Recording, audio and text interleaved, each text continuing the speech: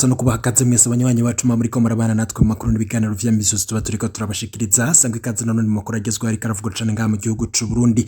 Intambara zakomeye cane hagati y'umuhari Red-tabara n'abasirikare b'u Burundi muri Repubulika Iharanira Demokarasi ya Congo. Hari ibiziga vy'abasirikare b'u Burundi vyashikanywe ku kibuga c'indege mpuzamakungu ca Red-tabara I Bujumbura. Ivyo biziga vy'abasirikare turaza kumenya abari bo ndetse tuze no kuraba ukuntu bishwe n'abagwanyi ba Red-tabara.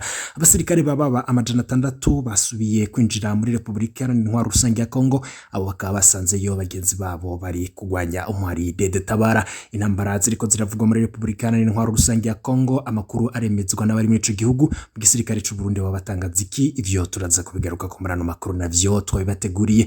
Sangwe ikaze mu makuru tugiye kubashikiriza muri kano kanya. Amakuru haguze kugaruka cane ku ngingo irabana n'umutekano. Murazi ko amakuru yose bariko aragaruka ko hirya nino tuba turiko turabatohoreza tukabashikiriza mwidonito.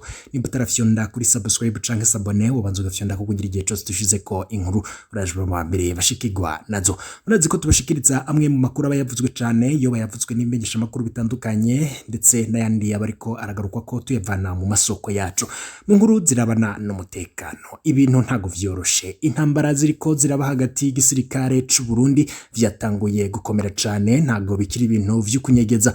Nubwo abarundi ndetse n'abandi bose banyegejwe ano makuru, ariko ibintu vyatanguye kuja ahabona.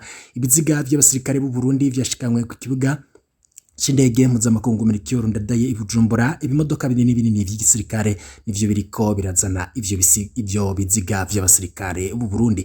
Bishwe gute? Ingwano zifashe gute gushika uno mwanya turiko turavugana muri Repubulika Iharanira Demokarasi ya Congo? Amakuru duhejeje kumenya ndetse nkuko yaratangajwe na radio Inzamba avuga yuko ngo n'imiburiburi abasirikare amajana 6 b'u Burundi bandi binjiye ku butaka bwa Repubulika Iharanira Demokarasi ya Congo. Abasirikare bakaba bari kumwe n'ugwaruka rw'imbonera kure rw'umugambwe uri ku butegetsi CNDD-FDD bagiye kugwanya umuhari Red-tabara. Red-tabara yoyo kavuga yuko iriko irica abasirikare b'u Burundi. Amakuru rero amwe tugiye kugaruka ko cane imbere yuko turabira hamwe ukuntu ivyo biziga vyazanywe ku kibuga Red-tabara I Bujumbura. Imodoka binini ndetse n'ibikoho vya muzinga biriko birarungikwa muri Repubulika Iharanira Rusange ya Congo, ivyo bigatuma intambara zirushaho gukara. Ese leta y'u Burundi yoba ishaka gukorera intambara muri leta ya Repubulika Iharanira Rusange ya Congo? Ese Red-tabara izoja bukayinjire ku butaka bw'u Burundi nayo ihakorera ingwano? Nari givuga yuko ishaka gukura abanyagihugu mu kaga bashitswemwo n'intwaro ya CNDD-FDD.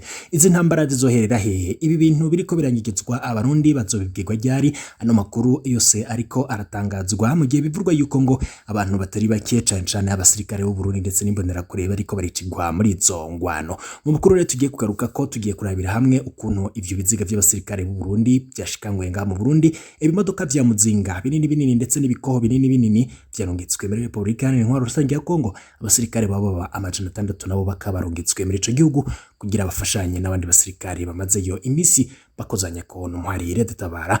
Biraboneka ko umuhari Red-tabara uko bamwe bawufata minenego bavuga yuko ngo ari umuhari udahambaye, udakomeye, udafise inguvu. Bamwe batanguye kubona yuko umuhari Red-tabara ari umuhari utoroshe kandi ngo bishobora no kuzoteba ugafata igihugu. Ivyo bivurwa n'abantu bamwe n'abandi babona ukuntu abasirikare b'u Burundi binjiye bwa mbere muri Repubulika Iharanira Rusange ya Congo bariko baricwa umusubirizo muri Repubulika Iharanira Rusange ya Congo, bakicwa n'umuhari Red-tabara ubugwanya leta y'u Burundi. None abasirikare bakaba babonye atabushobozi bagifise bwo guhangana n'uwo muhari leta, ndetse igisirikare c'u Burundi kikaba carungitseyo abandi basirikare n'imiburiburi amajana 6 bari kumwe n'ugwaruka rw'imbonera kure z'umugambwe uri ku butegetsi CNDD-FDD. Ivyo vyose birerekana inguvu z'umuhari Red-tabara ndetse no kubona abasirikare bamwe bariko barajayo bakicwa, ibiziga vyabo bikaba biriko biragarukanwa ngaha mu gihugu c'u Burundi. Imiryango yabo basirikare ikaba ifise ishavugishi kubona bariko bararungika abasirikare kwicigwa mu bihugu vy'amahanga, kandi ngo ku muhari bivugwa yuko ngo wibereye ngaha mu Burundi nkuko Red-tabara yibitangaza ngo irafise abanywanyi benshi. Hakaba hariko haraba n'isakwa ridasanzwe mu gisagara ca Bujumbura. Bivugwa yuko rero ngo umunota kuyundi ibintu bishobora kuyangara. Ntabwo turi butebe rero tubabwira ukuntu ivyo bintu biriko biramera, tutarababwira ukuntu ivyo biziga vyaje bigashikanwa ngaha mu gihugu c'u Burundi. Tunaraba intambara ukuntu zifashe muri Repubulika Iharanira Rusange ya Congo. Ni gute abo basirikare amajana 6 binjiye ku butaka bwa Congo? Ese abari binjiye bwa mbere vyabananiye guhangana n'umuhari Red-tabara? Ivyo vyose ni ibibazo bamwe n'abandi bibaza.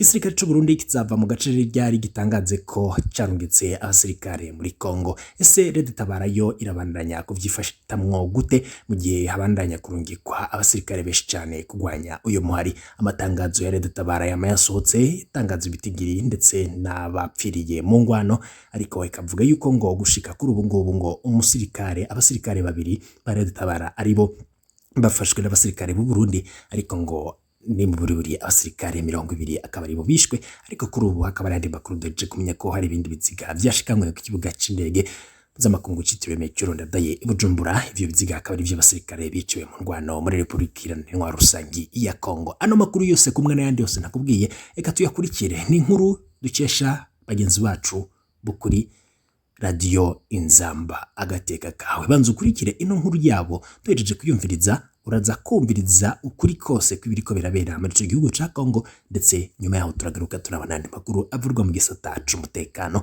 Ndagubutse ko ni mutaravyo kwisabana wabanza ugafyonda ko kugira turonse makuru n'ibiganiro mwene nk'ibi uraje wa mapere bashikirwa navyo. Ndakengurutse cane, banza ukurikire ino nkuru ukuntu ibintu vyifashe. Abasirikare b'u Burundi batari bake bajabutse uruzi rusize baja mu gihugu ca Republika Demokratike ya Congo ni mwijoro ryakeye ryo kuwa kane rishira iryuno munsi kuwa gatanu. Bajabutse mu mugwi itandukanye bari kumwe n'imbonerakure. Amakuru ava muri bamwe muri abo basirikare akavuga ko bagiye gufasha abagenzi babo bari basanzwe bamaze iminsi muri ico gihugu ca Congo guhiga imigwi y'abarundi ibarizwa kuri ubwo butaka. Ibyo ni tubibaze mugenzi wacu Parfait Mudasigana.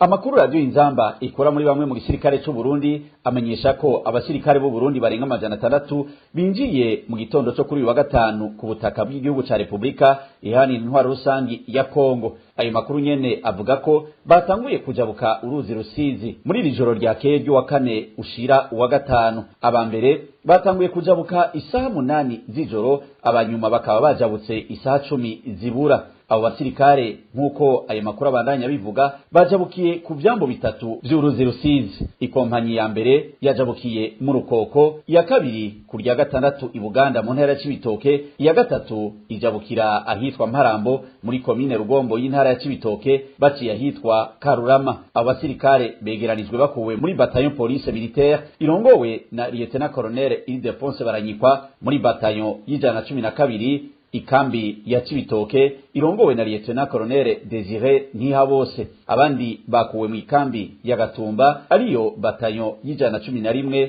n'ahandi. Bamwe muri abo basirikare bakaba batanazinanye. Abasirikare bajabutse urubibe bakwiye ikambi yose kuko barenga 600. Isoko ya Radio Inzamba yemeza ko bagiye bari kumwe n'imbonerakure zirenga 300 zakuwe mu ntara zitandatu zitandukanye. Amakuru ava mu gisirikare abandanya avuga ko bagiye gufasha abasirikare bo mu bataillon ya 212 irongowe na Lieutenant Colonel Nyandwi yari sanzwe ifise ibirindiro Kiriba Ondes, Sange na Mutarure. Ayo makuru nyene abandanya avuga ko kuwa mbere no kuwa kabiri abo basirikare batewe n'abantu bivugwa ko ari abasirikare ba Congo bari kumwe n'ingabo za MONUSCO. Ibiziga bavuga ko bishika 30 vy'abasirikare b'u Burundi baguye muri izo ntambara vyashikanywe mu Burundi mwijoro ryo ku munsi wa kabiri buca ariko wa gatatu n'imodokare zo mu bataillon ya 11 y'inkoho za rutura mu y'112 n'212. Radio Inzamba agateka kawe twarondeye kuri telefone Colonel Floribert Biyereke avuga igisirikare c'u Burundi kugira ngo atange umuco kuri ayo makuru atangwa n'abasirikare, ariko ntitwashoboye kumuronka.